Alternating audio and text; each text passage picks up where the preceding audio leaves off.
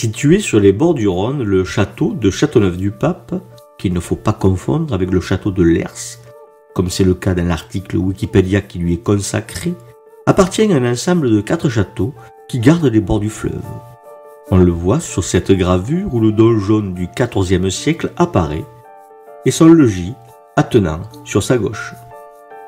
La présence du village au pied du château est attestée dès 1094, ce qui fait de ce site un très bon exemple de l'incastellamento précoce de la Provence et du Languedoc. L'ensemble castral est très largement modifié par les comtes de Toulouse qui dominent le marquisat de Provence qu'il tient directement de l'empereur.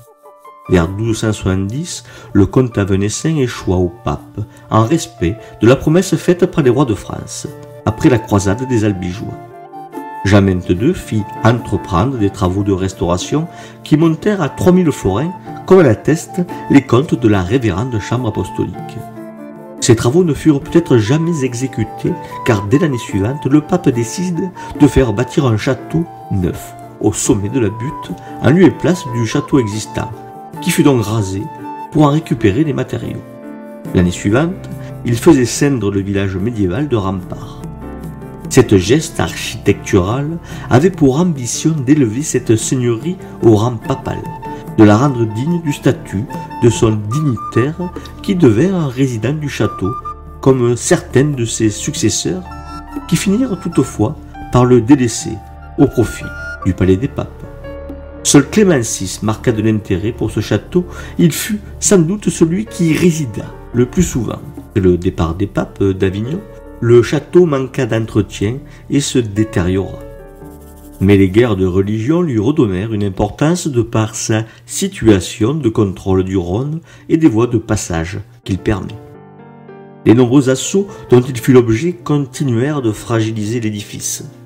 Dès 1563, le logis est détruit et ne reste plus que le donjon encore debout. Toutefois, au XVIIIe siècle, le château est reconstruit en partie par Hyacinthe Libelli, qui s'y installa. En 1798, le château et son domaine furent vendus aux enchères à Jean-Baptiste Establé, qui agissait avec l'aval de 30 de ses concitoyens.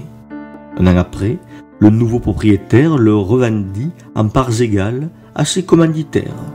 Ils se mirent alors à démonter les murs du château, soit pour vendre les pierres, soit pour s'en servir à leur propre compte.